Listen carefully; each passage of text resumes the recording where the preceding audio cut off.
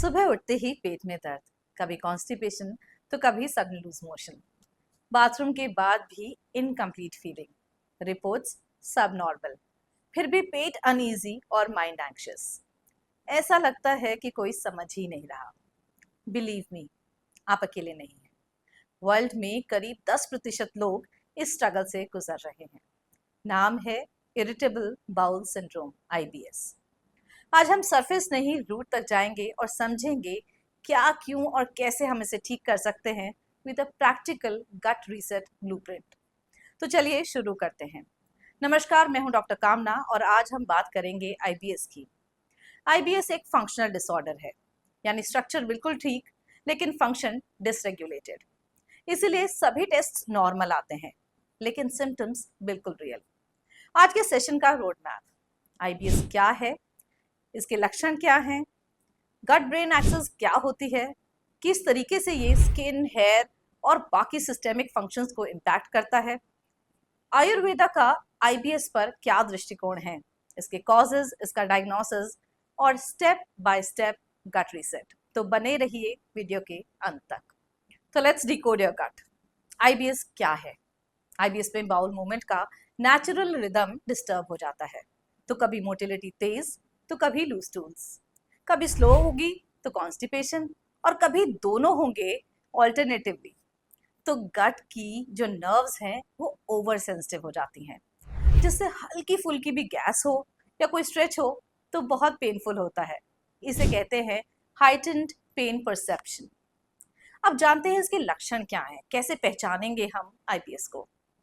अगर आपको पेट में दर्द हो, क्रैम्प्स के साथ स्टूल आए और स्टूल आने के बाद अगर आप पार्शियल रिलीफ महसूस करें, कभी कब्ज, कभी दस्त, कभी मिक्स पैटर्न, स्टूल में कभी कभी चिपचिपा म्यूकस भी आ सकता है, गैस, ब्लोटिंग, हैवीनेस, फुलनेस और स्ट्रेस से ये फ्लेयर अप होता है, स्पेशली महिलाओं में। जब पीरियड्स के दौरान महिलाओं में इस तरीके के सिम्टम्स वर्स हो जाते हैं। एंग्जाइटी, लो मूड, फटीग, ऐसी समस्याएं भी अक्सर देखने को मिलती हैं। अब इसका ब्रेन से क्या संबंध है? हमारा गट और ब्रेन 24/7 आपस में बातें करते हैं, जिससे कभी माइंड स्ट्रेस्ड हो तो गट मोटिलिटी डिस्टर्ब हो जाती है। तो हमें सिर्फ फूड पर नहीं, अपने माइंड पर भी काम करना होगा, तभी हम बेस्ट रिजल्ट्स ला पाएंगे। अब आप कहेंगे ये कौन सा इतनी बड़ी समस्या है, लेकिन है। गट इम्पैक्ट होने से हमारा स्किन, हमारा हेयर, हमारे सिस्टेमिक फंक्शंस जैसे joint pain, auto immune disorders, ऐसी और बहुत परेशानियां हो सकती हैं। इसके कारण हमारा भोजन ठीक से न पचने से, हमारा माल एब्जॉर्प्शन होने से बहुत सारे विटामिन हमारे बॉडी में नहीं एब्जॉर्ब करते, जिसकी वजह से कभी स्किन प्रॉब्लम्स, कभी हेयर फॉल, ऐसी चीजें देखने को मिलती। यही गट इश्यूज कई बार लीकी गट के रूप में भी देखे जाते हैं, जब undigested food particles blood stream में घूमते हैं और इम्यून सिस्टम को इम्पैक्ट करते हैं, जिसके कारण इन्फ्लेमेटरी जॉइंट में प्रॉब्लम यानी जॉइंट पेन, कोई ऑटो इम्यून डिसऑर्डर्स भी देखे जाते हैं। यानी IBS सिर्फ एक पेट की प्रॉब्लम नहीं है, ये पूरे सिस्टम के वेलबींग का इंडिकेटर है और इसे समझना और ट्रीट करना बहुत इंपॉर्टेंट है। अगर इस पर आयुर्वेद का दृष्टिकोण देखें, रोगः सर्वेपि मंदग्नौ, यानी मंद अग्नि के कारण हमेशा ही शरीर में रोग देखे जाते हैं। तो अगर हमारे शरीर की अग्नि मंद है तो हमें कॉन्स्टिपेशन होगी, विषम है तो हमें लूज मोशन होंगे। तो अलग अलग तरीके से, कभी वात प्रधान है तो कॉन्स्टिपेशन, पित्त प्रधान है तो लूज मोशंस, कफ प्रधान है तो हेवीनेस और म्यूकस। तो इन्हें ट्रीट करना, इन्हें पैसिफाई करना बहुत इंपॉर्टेंट है। ये अंडरस्टैंड करना कि हम कैसे अपने दूसरों को पैसिफाई करेंगे, कैसे अपने मनस शांति के लिए स्ट्रेस को रिलीज करेंगे, ये आयुर्वेद के पॉइंट से भी बहुत इंपॉर्टेंट है। आई होप आपको मेरा ये वीडियो अभी तक इन्फॉर्मेटिव लगा है। तो अगर आपको ये वीडियो पसंद आया तो चैनल को सब्सक्राइब करें, बेल आइकन को प्रेस करें और बने रहें मेरे साथ वीडियो के अंत तक। तो इसके रूट कॉजेज को समझते हैं। अगर कोई हमें साइकोलॉजिकल स्ट्रेसेस हैं, कोई अनरिजॉल्व ट्रॉमा है, अगर हमारे बॉडी में डिसबायोसिस है, अगर हमें कोई इन्फेक्शियस डिजीज हुई है रिसेंटली, या जेनेटिकली अगर हम इसके लिए प्रीडिस्पोज हैं, तो ऐसे कोई भी कारण हमारे IBS को एग्रीवेट कर सकते हैं। तो इसका डायग्नोसिस कैसे करें? अगर महीने में 3 से ज़्यादा बार आपकी स्टूल की फ्रीक्वेंसी चेंज होती है, या अगर कभी आपको कोई अनएक्सप्लेन वेट लॉस या ब्लीडिंग, अनीमिया ऐसी कोई चीज़ें देखने को मिले तो अपने डॉक्टर को कंसल्ट करें। आपके बेसिक टेस्ट करके, कोलोनोस्कोपी करके आपके डॉक्टर डायग्नोज कर सकते हैं कि आपको आईबीएस है या कोई फंक्शनल डिसऑर्डर। और अगर आईबीएस डायग्नोज होता है तो इसका इलाज बहुत आसान है।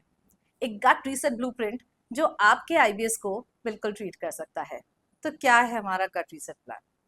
सबसे पहले अपनी फूड को रीसेट करें।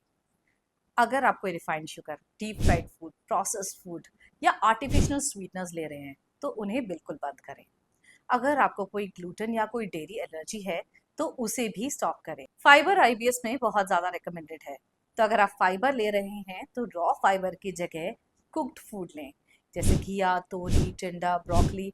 जो भी फाइबर फूड्स आप ले रहे हैं, ज़्यादा से ज़्यादा मात्रा में कुक्ड फूड अपने डाइट में शामिल करें। अपने भोजन में प्रीबायोटिक्स और प्रोबायोटिक्स को इंक्लूड करें। इस पर मैंने एक पूरा वीडियो बनाया है, उसे डिटेल में देखें और समझें कैसे प्रीबायोटिक्स और प्रोबायोटिक्स आपके आईबीएस में हेल्प कर सकते हैं। हाइड्रेशन के लिए वार्म सिप्स ऑफ वाटर लें, अच्छे से अपनी बॉडी की हाइड्रेशन मेंटेन करें और माइंडफुल पैटर्न से खाना खाएं। ठीक से बैठकर खाएं, च्यू करें, थरली ईट करें। कुछ आयुर्वेदिक ऐसी हर्ब्स हैं जो आपको बहुत हेल्पफुल हो सकते हैं, जैसे बिल्व, सौंफ, नागरमोथा चूर्ण। ये मोटिलिटी और बैलेंस के लिए बहुत अच्छी हैं। डायरिया के लिए कुटज घनवटी और अविपत्तिकर चूर्ण भी बहुत हेल्पफुल है पित्त प्रधान आईबीएस में। अगर कफ प्रधान है तो ईसबगोल बहुत हेल्पफुल हो सकता है, त्रिफला हेल्पफुल हो सकता है। लेकिन माइंड वर्क पर काम करना भी उतना ही इम्पोर्टेंट है, तो अपने ब्रेथ पर काम करें। रोज अनुलोम विलोम करें, साथ में प्राणायाम, मेडिटेशन, थोड़ा सा 20 से 30 मिनट खाने के बाद वॉक। कुछ योगा आसन जैसे पवन मुक्तासन, कैट काउ पोज, वज्रासन, इन्हें जरूर अपनी दिनचर्या में शामिल करें। स्ट्रेस की जर्नलिंग करें और सुबह मॉर्निंग रिजीव में जीरा सॉफ्ट वाटर, नाइट रिजीव में त्रिफला जरूर लें। आईबीएस बॉडी का अलार्मिंग सिग्नल है, यानी बैलेंस को रिस्टोर करो। अगर कोई रेड फ्लैग्स हो, जैसे ब्लड आना, नॉक्टर्नल डायरिया हो या कोई शार्प पेन हो, तो अपने डॉक्टर को जरूर कंसल्ट करें। तो आपने समझा कि कैसे ये एक फंक्शनल डिसरेगुलेशन की प्रॉब्लम है, कैसे ये आपके गट और ब्रेन एक्सेस को डिस्टर्ब करती है और स्ट्रेस और डाइटरी ट्रिगर से बढ़ सकती है। तो इसके लिए आपको अपने नर्वस सिस्टम को शांत करना है, अग्नि को बैलेंस करनी है, अपने माइक्रोबायोटा को रिस्टोर करना है और बिल्कुल स्ट्रक्चर्ड रूटीन फॉलो करना है। तो अगर ये वीडियो आपको अच्छा लगा तो कमेंट में लिखें मेरा गट हेल्दी और चैनल को सब्सक्राइब करें, हमारी वीडियो को लाइक और शेयर करें। मिलते हैं नेक्स्ट वीडियो में। नमस्कार।